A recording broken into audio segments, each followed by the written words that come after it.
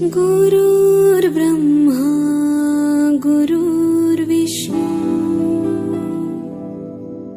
गुरुर्देवो महेश्वरा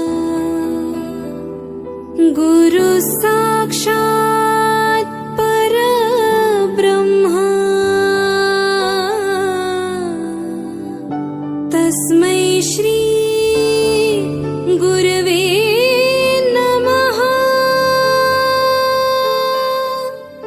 तस्मै श्री गुरवे नमः।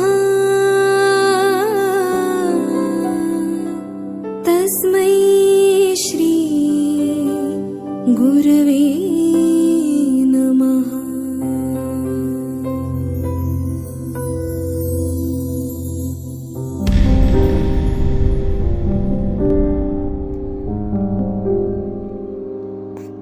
ଅଜ୍ଞାନ ରୂପକ ଅନ୍ଧକାରରୁ ଯିଏ ଆମକୁ ଆଲୋକର ଦିଗ୍ଦର୍ଶନ ଦିଅନ୍ତି ସେ ହେଉଛନ୍ତି ଗୁରୁ। ସମାଜର ଦର୍ପଣ କାଲେ ଆମେ ଯାହାକୁ ଆମ ମାନସ ପଟରେ ଆଣୁ ସେ ହେଉଛନ୍ତି ଗୁରୁ। କଥାରେ ଅଛି, ଗୁରୁ ନ ଧରି ଅର୍ଜୁନ କାହିଁ ପାଇବୁ ସତ୍ ଜ୍ଞାନ। ସତରେ ଗୁରୁଙ୍କ ବିନା ଶିକ୍ଷାର ଅର୍ଥ ନିରର୍ଥକ। ସୃଷ୍ଟିର ଆରମ୍ଭରୁ ମନୁଷ୍ୟ ଶିଖି ଆସୁଛି। ତାର ଶିକ୍ଷା ଶେଷ ହେବାର ମଧ୍ୟ କୌଣସି ସ୍ପଷ୍ଟୀକରଣ ନାହିଁ। ଏ ସମାଜ ଏ ପରିବେଶ ଆମକୁ ଅନେକ କିଛି ଶିକ୍ଷା ଦିଅନ୍ତି। ଆଜି ଏହି ପବିତ୍ର ଗୁରୁ ଦିବସରେ ମୋର ସମସ୍ତ ଶିକ୍ଷାଦାତା ଓ ଶିକ୍ଷକ ଶିକ୍ଷୟିତ୍ରୀମାନଙ୍କୁ ଭୂମିଷ୍ଠ ପ୍ରଣାମ ଜଣାଉଛି, ଯାହାଙ୍କ ପାଖରୁ ମୁଁ ଶିଖି ଆସିଛି ଓ ଠାରୁ ଜୀବନ ଜିଣିବାର ମନ୍ତ୍ର। ବାପା ମାଙ୍କ ପରେ ଯାହାଙ୍କ ଠାରୁ ମୁଁ ନୂତନ ଜୀବନର ଆଲୋକ ପାଇଛି ସେ ହେଉଛନ୍ତି ମୋ ଗୁରୁଜୀ ଓ ଗୁରୁମା। ଗୋଟିଏ ଛୋଟ ଉଦାହରଣ ଦେବି। ଯଦି କେବେ ଆମେ ମୋବାଇଲଟି କିଣୁ ଆଉ ତାକୁ ଆମେ ଚଳେଇ ପାରିବୁନି ତେବେ କେମିତି ଅନୁଭବ ହୁଏ? ନିଜକୁ ଅକ୍ଷମ ବୋଲି ମନେ ହୁଏ ନା? ଏମିତି ଲାଗେନି ଯେମିତି ସମସ୍ତଙ୍କ ତୁଳନାରେ ଆମେ ହୀନ? ସେହିଭଳି ଜନ୍ମ ଦେଇଥିବାରୁ ମୋ ବାପା ମାଙ୍କ ପାଖରେ ରୁହେ, କିନ୍ତୁ ଦୁନିଆର ବଞ୍ଚିବା ଶିଖାଇଥିବାରୁ ଗୁରୁଙ୍କ ପାଖରେ ରୁହେ। ଗୁରୁମାନେ ଦେଶ ଓ ଜାତିର ଗୌରବ। ସେମାନଙ୍କର ଉଚ୍ଚ ମାନବିକ ମୂଲ୍ୟବୋଧ, ଜୀବନର ଆଦର୍ଶ ତଥା ସଦ୍ଗୁଣଗୁଡ଼ିକୁ କୋଟି କୋଟି ଜନତାର ଆଦର୍ଶ।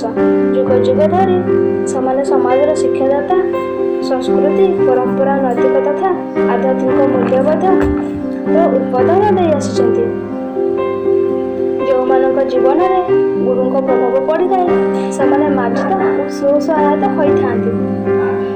ସେଥିପାଇଁ କୁହାଯାଉଛି, ଗୁରୁ ବ୍ରହ୍ମା ଗୁରୁ ବିଷ୍ଣୁ ଗୁରୁଦେବ ମହେଶ୍ୱର ଗୁରୁ ସାକ୍ଷାତ ପରମ ବ୍ରହ୍ମ ତସ୍ମୈ ଶ୍ରୀ ଗୁରବେ ନମଃ।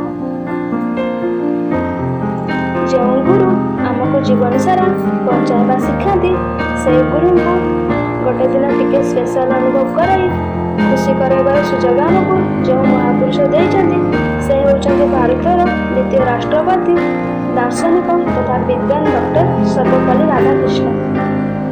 ତାଙ୍କ ଜନ୍ମଦିନକୁ ଭାରତର କୋଟି କୋଟି ଛାତ୍ରଛାତ୍ରୀ ଗୁରୁ ଦିବସ ରୂପେ ପାଳନ କରି ଆସୁଛନ୍ତି। ଗୁରୁମାନଙ୍କୁ ପୂଜା କରିବାର ସୁଯୋଗ ଦେଇଥିବା ସେହି ମହାପୁରୁଷ ରାଧାକୃଷ୍ଣଙ୍କ ପାଦ ତଳେ କୋଟି କୋଟି ପ୍ରଣାମ। ଯଦି ଦ୍ରୋଣାଚାର୍ଯ୍ୟ ନଥାନ୍ତେ ତାହେଲେ ହୁଏତ ଅର୍ଜୁନ ଭଳି ମହାନ ଯୋଦ୍ଧାମାନେ ଜନ୍ମ ହୋଇନଥାନ୍ତେ। ଯଦି ଗୁରୁ ନଥାନ୍ତେ ହୁଏତ ଆଜି ମୁଁ କଥା କହିବା ଶିଖିନଥାନ୍ତି, ଜୀବନ ଜୀଇବା ଶିଖିନଥାନ୍ତି। ଯଦି ଆମେ 5 ମିନିଟ୍ ଲେଟ୍ ହେଇଯାଉ ଆମ ଗୁରୁ ଆମକୁ ଗାଳି ଦିଅନ୍ତି, କ୍ଲାସ ରୁମ୍ରେ ପୁରାନ୍ତି ନାହିଁ। ବହୁତ ରାଗ ଲାଗେ, ମନେ ମନେ ରାଗିଯାଉ। କିନ୍ତୁ ବଡ଼ ହେଲା ପରେ ଯେତେବେଳେ 1 ମିନିଟ୍ ଲେଟ୍ ପାଇଁ ଜୀବନର ମହତ୍ତ୍ୱପୂର୍ଣ୍ଣ ଜିନିଷ କିଛି ହରେଇ ଦେଉ ସେତେବେଳେ ପୁଣି ମନେ ପଡ଼େ ଗୁରୁଙ୍କ ଅନୁଶାସନ କଥା, ଗୁରୁ ଶିଖାଇଥିବା ସେହି ସମାନବର୍ତ୍ତିତ କଥା।